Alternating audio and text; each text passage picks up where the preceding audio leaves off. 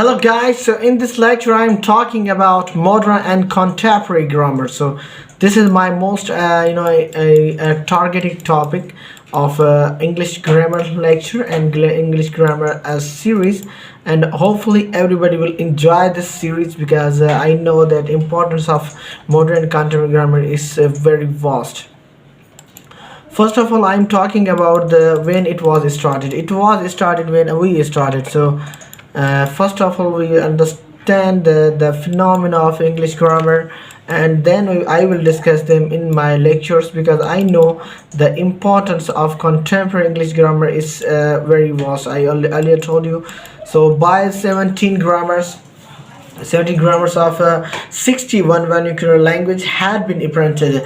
So what happened in the 17th century? About I must say 61 language has been printed. They were written primarily for a purpose of reforming, purifying and standardizing language, and were put to pedagogical use.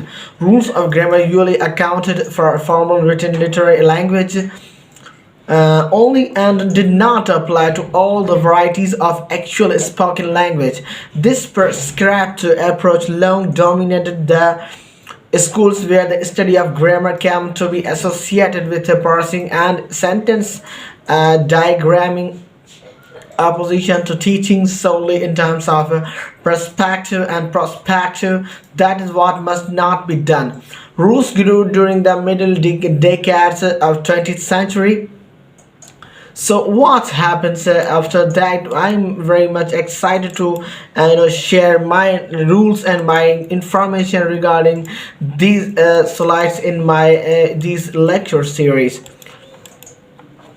The simplification of grammar for classroom use contrasted sharply with the complex study that scholars of linguistics were conducting about language during 19th century and early 20th century. The historical point of view flourished scholars who realized that every individual language was in a constant state of flux, studied all types of written records of modern European languages to determine the course of their evolution. They did not limit their inquiry to literary language but include dialects of and contemporary spoken language as well as historical grammarians. Did not follow earlier prospective approach but were interested instead in discovering where the language under study came from. So what this is the most attracting thing that I'm really appreciate when I was discussing in my lecture. So hopefully this will affect students who